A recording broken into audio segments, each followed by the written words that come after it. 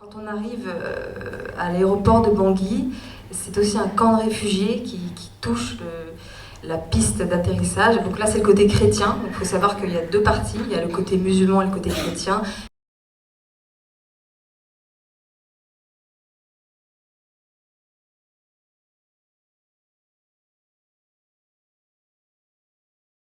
Deux jours plus tard, j'ai été confrontée à mes premières scènes de violence humaine qui sont pour moi et pour vous, je pense aussi, très choquantes, à savoir un homme qui s'est fait lyncher. Et je suis très proche de cet homme qui est encore en vie sur cette photo. Il y a un grand silence et ils étaient nombreux. Il y en a un qui a dit c'est un Séléka, donc un musulman, et ils l'ont lynché à ce moment-là. Et c'était très violent. Ils se sont acharnés, et là c'est vrai qu'il y a une violence collective qui s'appartient quelque part à la vengeance. L'action de tuer ensemble fait déculpabiliser celui qui lance la pierre, parce que qui l'a tué, on ne sait pas, tout le monde l'a tué. C'est même aussi dangereux pour nous les journalistes qui prenons ces images, parce que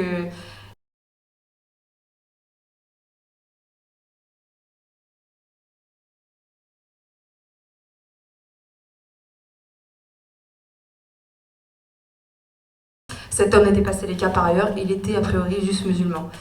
Les musulmans fuient dans les pays autour, le Cameroun, le Tchad. Ici, c'était un convoi pour le Tchad, plein de camions, il y avait des milliers de musulmans qui partaient. Il y en avait un qui était tombé du camion, il a tout de suite été lynché. Voilà. C'était une violence qui est quotidienne là-bas. Une guerre, ça a des conséquences. C'était d'ailleurs plutôt ça que moi je voulais couvrir, les conséquences sur les civils. Et le premier truc, c'est notamment un cas de malnutrition, une maman qui est malade et son fils dans un hôpital. Donc c'est des photos qui peuvent être difficiles, mais en fait, quand moi je les prends, ils sont soignés par un hôpital super, qui est l'hôpital pédiatrique de Bangui, et il y a des grandes chances, 90% de chances pour qu'ils s'en sortent. Donc c'était un peu mon moment de répit quand j'allais dans cet hôpital, parce que c'était très dur, mais en même temps je savais qu'ils allaient s'en sortir. Donc ces anti-balaka, je voulais comprendre vraiment l'action aussi de tuer, de lyncher, l'action collective de tuer. Donc j'ai voulu suivre les anti-balaka pendant un moment. Chaque personne ici a subi par les Séléka une tante qui est morte, ou sa sœur qui s'est fait violer, ou la maison brûlée. Vu que le Séléka c'était majoritairement musulman, du coup il y a un amalgame qui est fait. Donc les musulmans ils sont à éradiquer entre guillemets, et il y a une déshumanisation de l'ennemi. La guerre contre l'Irak, en partant du Koweït avec les Américains, on cherchait tous, enfin une grande partie d'entre nous, à être embêtés avec un régiment américain. Ce qui était assez compliqué, nous Français ils nous aimaient pas tellement, donc voilà. Donc pendant des semaines et des semaines au Koweït, on a pensé qu'on serait pas embêtés, et au dernier moment on a été embêtés, Caroline Mongès et moi, avec un régiment d'infanterie mécanisée et un régiment de seconde ligne, avec des Américains des jeunes qui comprenaient pas tellement ce qui leur arrivait, qui étaient très nerveux, qui arrêtaient ou tiraient un peu sur tout ce qui se passait. Voilà, et la guerre était jamais devant nous, la guerre était toujours un petit peu plus loin, un petit peu au bout du chemin, il y avait des tempêtes de sable, tout était un petit peu loin, et les mecs en fait étaient juste terrorisés, quoi. Beaucoup de journalistes qui ont suivi l'armée américaine dans cette aventure ne pouvaient pas communiquer, on leur confisquait leur touraya ou leur téléphone, et je dois dire que nous, on a eu la chance de très bien s'entendre avec eux. Donc voilà, dans cette progression sur le Frat, c'était très confus toujours. Là, ils soignent sur cette photo un Irakien qui a été blessé par l'armée irakienne, hein, qui reculait, qui se cachait dans... Voilà, donc ils soignaient beaucoup, ils arrêtaient beaucoup. Et un peu comme sur cette photo, la guerre était toujours, ce que je disais tout à l'heure, la guerre était toujours un petit peu plus loin, mais jamais vraiment présente. Donc ils ne savaient pas trop, personne ne savait trop ce qui allait se passer. Et là, il y a eu je crois, 3 ou 4 morts parmi les scouts, et ça a été la brutale réalité de la guerre qui a frappé ce régiment, et ça a été très dur pour les hommes. Donc j'ai fait cette petite photo de ce scout en train de pleurer qui a perdu des amis, et voilà, j'ai pas pu faire beaucoup plus, parce que finalement j'étais le bienvenu pendant tant que ça se passait bien, et quand ça a commencé à chauffer et qu'il y a eu du sang, ça a été un petit peu plus compliqué. Ça c'était en 2006 au Liban, c'est ce qu'on appelle la petite guerre du mois d'août. Là, la guerre venait du ciel et l'angoisse pour tout le monde et pour nous, c'était surtout le bruit des drones qui nous tournaient autour dès qu'on sortait notre voiture pour essayer d'aller rendre compte de ce qui se passait, les bombardements israéliens ici en ville à Tyr ou dans les villages autour de Tyr qui ont fait énormément de morts parmi la population civile et parmi les enfants. C'était extrêmement violent et on pouvait rien faire. C'était vraiment la mort qui vient du ciel.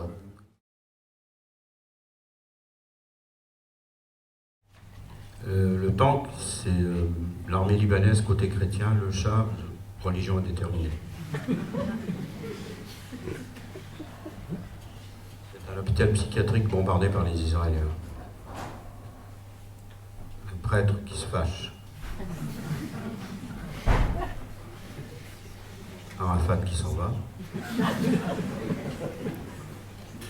Le début de la révolution iranienne en 89.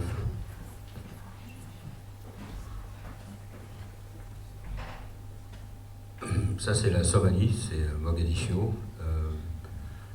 C'est ce jour-là que les Américains ont tenté d'attraper le général Haïdid.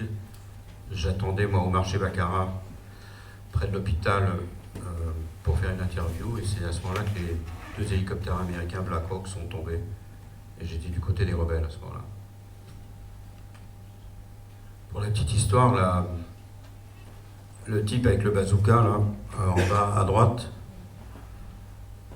essayait de détruire un tank qui tournait en rond sur la place. Et j'ai fini par l'engueuler parce qu'il tirait jamais. Et je pensais que le char allait nous repérer. Et il m'a pris par l'épaule, il m'a fait passer le coin. Et il m'a montré pourquoi il ne pouvait pas tirer sur le char. Cette dame âgée, avec une hache, poursuivait le char à coup de hache. Et il ne voulut pas la tuer. Ça, c'est l'Afghanistan. En fait, il prend l'empreinte de l'œil du suspect et c'est envoyé par satellite aux États-Unis pour savoir s'il est sur la liste.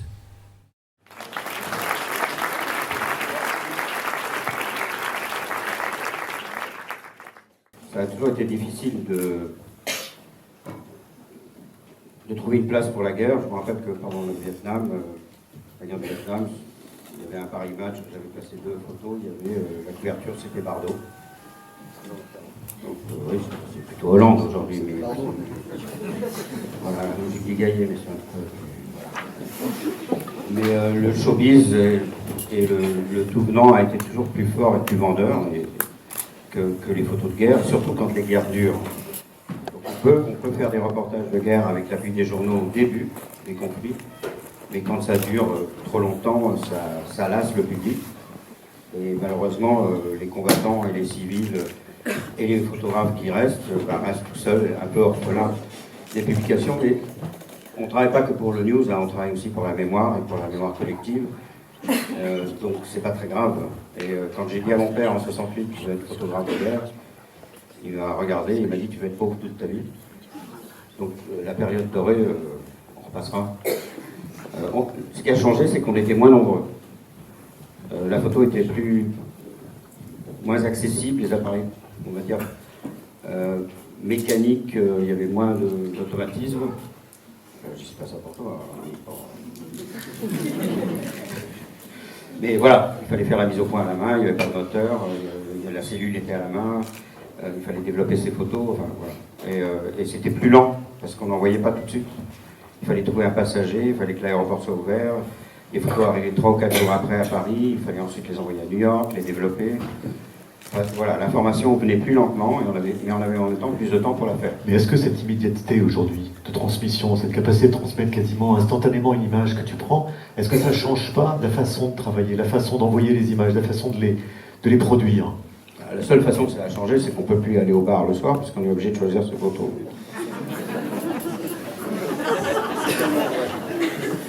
Alors, moi, comme je n'envoie pas mes photos, je suis tout seul dans le bar. Avec Adrien Jaune et Rémi Ourdan, parce qu'ils sont des journalistes écrits. Qui sont dans la salle. Et qui sont bien sûr dans la salle. Non, donc, pour moi, c'est tout ce que ça a changé. Les photographes ont la possibilité de faire plus de photos. Au Vietnam, quelquefois, je partais 15 jours en patrouille, j'avais 2 films. Ça faisait 2 fois 36 photos. Aujourd'hui, je vois des photographes qui font 500 photos dans la journée, voire plus. Et ils les effacent, ils gardent les meilleurs. Mais je crois il est possible que j'ai vu ou compris que certains photographes, en Libye par exemple, ont fait en une journée plus de photographes que j'ai fait en plusieurs années au Vietnam. En fait. Donc ça a changé. C'est-à-dire qu'il y a vraiment une possibilité énorme de faire beaucoup d'images et de choisir au milieu de ça et de les envoyer immédiatement. C'est un confort incroyable que nous, on n'avait pas. Nous, à chaque fois qu'on partait, je me rappelle au Salvador, par exemple, on avait un assignment, c'est-à-dire on était payé par un journal comme Newsweek ou Match.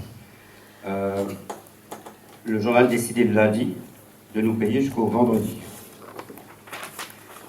Mais à partir du jeudi, on arrêtait de faire les photos parce qu'il fallait trouver un moyen d'envoyer les photos. En général, quand il y a un conflit, l'aéroport est fermé. Alors au Salvador, le problème, il n'y avait pas d'essence, il n'y avait plus de voiture, il n'y avait plus d'aéroport. J'avais loué un cheval et je suis parti à la frontière. Là, j'avais un correspondant qui m'attendait avec un taxi, qui envoyait les films à Miami. À Miami, il y avait un correspondant qui prenait les films et qui les envoyait à New York. Newsweek développait, prenait ses photos et ensuite ça partait à Paris pour Paris Match. Et donc je perdais 3 jours. J'ai aussi perdu le cheval. Il y a eu une attaque au mortier et en fait le type à qui je l'avais loué n'était pas content. Il m'a fait payer la selle. Le cheval était vraiment, il était plus léger que moi. Donc voilà, c'était compliqué. Il fallait du temps pour envoyer ces films. Et on perdait 3 jours de travail pratiquement. Et quelquefois, on perdait les films. Aujourd'hui, c'est pas le cas. Quand tu vois on va faire part de la Laurence, bien sûr, mais quand tu vois les jeunes derrière toi qui arrivent sur ces terrains de conflit que toi tu as bien couverts pendant plus de 40 ans, qu'est-ce que tu penses de la façon qu'ils ont travaillé? Moi, je pourrais te dire, je m'en fous, mais un peu. Après, je ne vois pas tellement comment ils travaillent, puisque je travaille seul. Non, mais je veux dire, dans ce que tu vois de leur travail, dans ce qui est diffusé. Leur travail est très bon. Mais dans ce qui est diffusé. Non, ça je l'ai dit, leur travail est très très bon. Ils sont proches, ils ont bien appris, ils ont bien regardé, ils sont pas... Moi, ce qui m'intéresse le plus, parce que les photos, les gens qui vont sur ce genre d'endroit, qui se mettent en danger, sont pour la plupart du temps des gens passionnés et convaincus. Donc, ce sont des gens qui font bien leur travail. Personne ne va risquer sa vie juste comme ça, à la légère. Donc, ce qui m'intéresse plus, c'est leur état d'esprit et leur passion. Leurs photos, là ce soir, j'ai vu plein de photos qui étaient très fortes, très bonnes, et surtout, ils ont la bonne distance avec les gens. Je vois notamment le respect de la personne qu'on photographie. Et c'est ça la chose la plus importante. Genre, faire une très très bonne photo, c'est aussi savoir s'approcher du sujet et le respecter dans la distance et la manière dont on le photographie, pour le transmettre après au public d'une manière suffisamment juste pour que ça passe. Une photo mal faite, vulgaire, trop forte, va dégoûter les gens et va avoir l'effet contraire, donc les gens vont se détourner de l'histoire.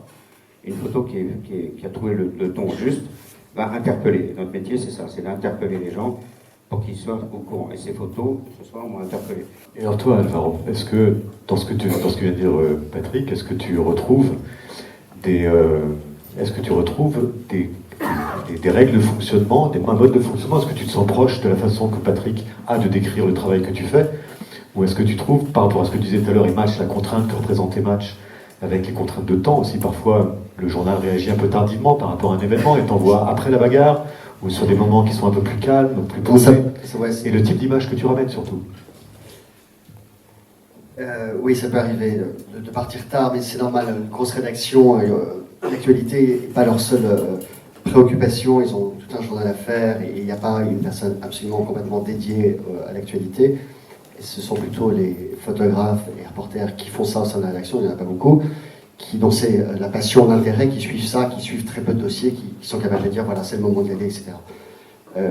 Au journal, non, moi ce que je vois de différent, enfin pour mon travail, donc moi je travaille pour un magazine. Alors je vends une histoire, enfin je vends entre guillemets un angle au journal, parce que le journal, la rédaction a besoin, c'est compréhensible, d'être rassuré par un angle. Mais en fait, une fois sur le terrain, en gros, je redéfinis l'angle et je rechoisis, ou nous rechoisissons, parce qu'on travaille à deux, l'angle sans demander à la rédaction. Hein, et général, ça s'est toujours très bien passé. Et mon travail de photographe, moi, pour le magazine, est plus d'essayer de raconter une histoire. Moi, je ne suis pas à la recherche d'une photo, d'une plaque, de quelque chose. Moi, j'essaye vraiment, comme toi à l'époque, de raconter une histoire à travers une photo. S'il y a une bonne image, une image qui sort du lot dans cette série, qui peut faire l'ouverture, qui raconte l'histoire, c'est formidable.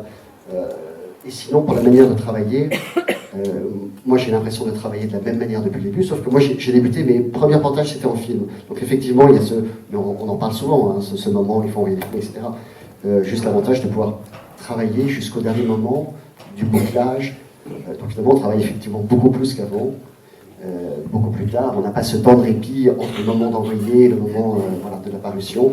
Mais c'est un avantage pour le magazine et c'est surtout un avantage pour le lecteur qui, lors de la sortie du journal, jeudi, est beaucoup plus proche. On est beaucoup plus proche dans les pages de l'actualité qu'il y a maintenant une bonne quinzaine d'années. Quand tu nous as montré ton travail sur la Syrie, je crois que c'était la Syrie, je t'ai demandé, il y a une série en noir et blanc qui est là. Tu nous as montré toute une partie en noir et blanc. Et je t'ai demandé si ce travail-là avait été publié par Paris Match. Et tu m'as répondu, je te laisse répondre. Alors non, il a été publié sur le site du magazine en noir et blanc. Tout ce qui était ici en noir et blanc est sorti sur le site du magazine en noir et blanc. Moi, quand je fais certains sujets, j'aime le noir et blanc, le noir et blanc, je les imagine et je les vois, en tout cas je les vois en noir et blanc. Mais je travaille pour Match, et Match aime publier de la couleur. Donc je photographie en couleur et ensuite je les passe en noir et blanc parce que de toute façon, je vous épargnerai les détails techniques, mais il vaut mieux photographier en couleur parce qu'on a plus d'informations dans les fichiers et passer ces fichiers en noir et blanc. Mais en tout cas, voilà, je ne désespère pas sur un sujet bientôt de pouvoir imposer du noir et blanc à nouveau dans les pages du journal. La raison pour laquelle je te posais cette question, c'était un petit peu pour rebondir sur ce que disait Patrick tout à l'heure, sans vouloir te contredire Patrick bien sûr, sur le fait qu'il y avait aujourd'hui des espaces de diffusion d'images qui n'existaient pas autrefois. L'Internet en est un. Et donc on est aujourd'hui, si tu veux, dans une demande de profusion d'images, qui ne sont pas forcément toujours très bonnes, les tiennes le sont, c'est pas ce que je suis en train de dire, mais il y a des possibilités de diffusion que la presse papier ne proposait pas autrefois. Et la question que je me pose, c'est est-ce que ça n'implique pas, ou ça n'induit pas de nouvelles pratiques photographiques, Lionel ? Je ne sais pas si des photographes sont capables de faire X centaines de photos par jour en décidant qu'une partie sera pour Facebook, une partie pour leur site web, une partie pour Instagram et une partie pour leur publication. Je trouve ça absolument incroyable, j'en serais totalement incapable. Moi j'ai toujours photographié pour le journal. Enfin, quand je fais une photo, mon kiff, comme on dit maintenant, c'est de me dire, ça fera une publication. C'est comme si je l'ai redit il n'y a pas longtemps à la même. C'est un peu vulgaire, mais je suis payé pour ça. Je suis payé pour rapporter une histoire qui sera imprimée dans le magazine pour les lecteurs. C'est ça le but, c'est quand même le but de mon travail, les lecteurs. Maintenant, de ces images, je peux en retirer certaines, les mettre sur mon site, il est un peu cassé, mais je suis en train d'en faire, sur mon site, et sur Facebook, parce que j'utilise Facebook, et c'est tout. Et ce ne sera pas une production, une approche différente de mon travail pour tel ou tel support, ou telle nouvelle possibilité de diffusion. Toi, Laurence, tu es beaucoup plus indépendante, tu es dans une situation très indépendante. Tu pars peu avec des garanties, peu avec des commandes. Non, enfin, au départ, je partais sans garantie, mais en même temps, j'avais jamais fait de photo. Donc, j'allais pas avoir la prétention de montrer aucune photo, j'avais rien à montrer. Donc, je savais pas non plus si c'était pour moi. Et c'est vrai que la Centrafrique et la Syrie juste avant, il faut voir comment on se sent sur une zone de guerre. Je ne pouvais pas prétendre vendre avant parce que je ne connais pas mes réactions face à la guerre, à l'horreur de la guerre. Donc je ne l'ai jamais mal vécu. Et au contraire, moi, quand je pars seule avec mes petits deniers, j'ai aucun problème avec ça. Sur le terrain, ça m'enlève un stress.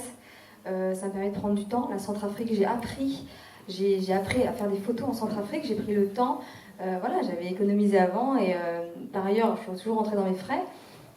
Mais je ne me suis pas mis cette pression. En revanche, ce qui est important pour moi, c'est toutes les histoires que je raconte en images. Je veux rapporter la parole et publier pour faire mon travail de journaliste, que ces photos soient vues. Voilà. Mais maintenant, je suis envoyée. Notamment Le Monde, que je remercie, qui m'envoie envoyé à Kobané, en Irak cette année. C'est sûr, c'est très agréable parce qu'on est en binôme avec des journalistes que j'aime beaucoup. Donc j'apprends énormément aussi en les voyant bosser. Et c'est super, mais après c'est plus court, c'est aussi stressant, parce que forcément ces publications-là, faut vraiment qu'on donne le meilleur de nous-mêmes pour le faire. Mais si demain, d'ailleurs, il y a des voyages que je prévois et j'ai hâte de les faire seule, sans les vendre avant, pour ne pas avoir aussi cette pression et de dire au bout de 3 jours, je suis là, je suis disponible si vous avez besoin. Je pense que moi c'est un choix, hein, j'aime beaucoup faire ça et j'ai aucun problème à me dire que je pars, j'avance 1 000 €, 2 000 €. Et pour le moment, je suis jamais partie à perte.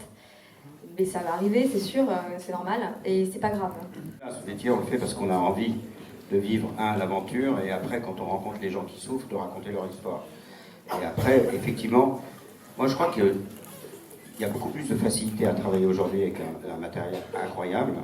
Les nouveaux appareils photo sont vraiment formidables, et en plus, quand on voit une image qui est beaucoup plus parlante en film, on peut passer en mode film. Donc il y a une espèce de personnage hybride qui est en train de se créer entre le caméraman et le photographe. Je ne sais pas si c'est bon, mais en tout cas c'est intéressant. Moi je trouve que ce qui a changé, d'abord il y a plus de photographes, donc ça peut compliquer les choses dans le rapport avec les gens, parce que les gens peuvent accepter 1, 2, 10 photographes, quand il y en a 200, 300, c'est impossible. Je veux dire, en Libye, à certains endroits, à des carrefours, il y avait tellement de photographes qu'il manquait juste Jean-François Leroy, et on n'a qu'à mettre Vizos pour l'image. Mais ça complique quand même les choses, parce que les gens, ils nous acceptent au début, puis après ils s'agacent assez vite quand même. Donc ça peut se retourner contre nous, le nombre de photographes. L'autre chose, c'est que maintenant ils voient leurs images. C'est-à-dire que le comportement du jeune combattant, ou même du civil, par rapport au photographe ou au caméraman, il joue un peu, il sait. Il est lui-même son propre metteur en scène. Avant, ils étaient beaucoup plus innocents par rapport à une image. Moi, quand je disais aux Palestiniens, j'enverrais le film. 2 ans après, je revenais éventuellement dans le même camp de réfugiés et je leur donnais la cassette. La dernière fois que j'ai fait un film en Palestine, quand je suis revenu, ils avaient déjà fait une fiche de lecture. Ils l'avaient tous vu. Bonsoir. C'est une question, en fait, on voit que vous avez traité différents types de conflits internationaux, guerre civile. Est-ce qu'il y a une différence de préparation? Est-ce qu'il y a une différence de méthode de travail en fonction des types de conflits que l'on couvre? Voilà, il y a dans certains pays, je me prépare, oui, j'enlève les bouteilles d'alcool quand je vais dans certains pays. Il y en a d'autres, j'en amène plus. C'est la différence entre l'Ukraine et la Syrie. C'était peut-être pas le sens de votre question, mais chacun se prépare à sa manière. Ce que je conseillerais aux jeunes, c'est de prendre des bouquins et de lire ce qui se passe pour connaître les coutumes du pays. Essayer de parler quelques mots. Il faut se préparer à ça. C'est pas tellement se préparer soi, enfin aussi, mais apprendre où on va et de connaître les coutumes du pays, parce que chaque pays est très différent. Il y a des choses qui peuvent vexer, blesser les gens, une façon d'approcher. Il y a des pays où il ne faut pas serrer la main, il y a des pays où il ne faut pas mettre la main sur la tête d'un enfant, il y a des pays où il ne faut pas regarder dans les yeux. Toutes ces petites choses peuvent changer absolument les rapports et le sens du reportage, et surtout l'approche que vous avez envers les gens. Si vous les respectez, ils vous respectent. Si vous respectez, vous pouvez rentrer à l'intérieur de la maison, et à partir de là, vous pouvez travailler de la meilleure façon possible. Et on est là pour prendre en compte leur histoire, la photographier du mieux possible, esthétique ou pas. Une photo, pour moi, une bonne photo de reportage, c'est une photo qui résume l'histoire, qui va frapper l'œil. Donc voilà, on a tous en tête la photo d'Auschwitz, la photo de la petite fille brûlée au napalm au Vietnam, etc. Ça, c'est des grandes photos. Esthétiques ou pas, elles sont fortes parce qu'elles résument une situation. Il y a sans doute autour d'autres situations comme ça, mais là, le photographe a saisi l'instant. Et donc, voilà, ce qu'il faut arriver à faire, c'est à un moment donné avoir une photo qui résume toute l'histoire. Inversement, est-ce que vous avez des moments où vous n'avez pas pris de photos? Pas pu prendre une photo, vous auriez pu prendre techniquement la photo et vous êtes interdit de prendre cette photo? Jamais. Je pense qu'il faut tout prendre, mais pas forcément tout montrer. Mais il faut tout prendre, parce que quelquefois une photo qui serait impubliable sur le moment va servir plus tard au TPI ou dans les livres d'histoire beaucoup plus tard. Et donc il ne faut pas s'interdire de prendre une photo, je pense pas. Sauf si les gens qui font quelque chose pour le photographe, à ce moment-là, il faut arrêter. Est-ce qu'un reporter doit choisir son camp? Est-ce que s'il le choisit, il peut être amené lors de son travail à changer de camp? Mais voilà, donc quand on peut, évidemment, on le fait, parce qu'un reportage complet, c'est un reportage qui représente les deux côtés. Mais c'est très très difficile. Alors il arrive qu'on le fasse. Moi, quand j'étais en Tchétchénie, je suis passé du côté russe, mais j'ai pas fait exprès. C'est les Russes qui m'ont trouvé. Mais voilà, mais en général, si on peut, évidemment, c'est le rêve. C'est d'avoir les deux versions de l'histoire. L'Ukraine, d'abord on fait parfois le côté qu'on peut, il y a des côtés où c'est compliqué. En l'occurrence, en Ukraine, on n'était pas les bienvenus à travailler à ce moment-là du côté de l'armée ukrainienne. Donc de toute façon, on a choisi, et on choisit souvent l'endroit où les civils s'en prennent le plus plein la figure, et en l'occurrence, à ce moment-là, c'était à Donetsk. Néanmoins, on a parlé donc de ces civils victimes de bombardement de l'armée ukrainienne, mais aussi dans le même reportage. C'est compliqué parfois de raconter les deux côtés dans une publication. Mais là, on a réussi. On a aussi parlé des exactions, puisqu'il y a ce défilé de prisonniers ukrainiens, exactions du côté séparatiste. Donc je pense qu'on a été assez équitable dans la manière de traiter la situation telle qu'elle était à ce moment, au moment où on était dans Donetsk. Moi j'irais bien avec les troupes de Bachar, évidemment. Comme tout le monde, j'ai l'opinion que Bachar est un tyran qui tire sur son peuple, mais je suis quand même intéressé pour aller du côté de Bachar, parce que ça m'intéresserait de suivre des soldats de Bachar ou des Tchétchènes ou des Iraniens pour raconter en témoin leur motivation. Et je suis certain que même si je ne suis pas d'accord avec eux du tout, qu'après avoir passé 3 semaines au front avec un jeune Tchétchène ou un jeune soldat syrien, un officier syrien qui doit pleurer en regardant le drapeau monter tous les matins parce qu'il croit à quelque chose, je vais avoir de la sympathie pour ce monsieur. Ça ne veut pas dire que je suis d'accord avec la politique de son chef, mais je vais raconter son histoire et de la manière dont je la vois. Donc s'il fait des choses bien, comme disait mon copain photographe et que j'avais répété à quelqu'un d'autre après, si tu fais quelque chose de bien, je témoignerai, si tu fais quelque chose de mal, je témoignerai. Je suis tout simplement là pour raconter ce que je vois. Personnellement, évidemment, on a des amitiés qui se créent parce que les situations sont fortes. C'est des situations à haut risque où quelquefois la durée de vie est courte. Donc les gens se confient, les gens sont en général plutôt généreux et on a besoin de leur générosité, on a besoin de leur aide autant qu'ils ont besoin de nous. Et donc il se crée un lien très fort. Et c'est des gens, il ne faut pas oublier que dans la plupart des conflits, on y retourne. C'est pas juste un conflit comme ça, on va plusieurs fois dans le même pays. Pour ces jeunes photographes, quand ils parlent de la Centrafrique ou qu'ils parlent d'un pays, quand ils entendent parler dans les journaux, c'est des visages, c'est des noms, c'est des familles. Et ils retournent voir ces gens pour continuer à raconter l'histoire. C'est pas juste un pays, c'est pas une statistique. On y va la première fois, oui, d'accord, mais après, on a des amis, je suis sûr que tu as des amis dans tous les pays où tu as été, et que si ça répète, tu vas être inquiète pour eux, et tu vas y retourner. Donc évidemment, on a des sympathies pour les gens avec qui on est. Sans ça, on n'arriverait pas à travailler de toute façon. Alors après, nos photos et notre témoignage avec nos confrères écrits vont raconter l'histoire, et l'histoire elle-même va dénoncer les actes qui sont devant l'appareil photo et devant le journaliste. Merci pour cette soirée, merci pour vos questions. Merci à Marie, merci Laurent, merci Patrick.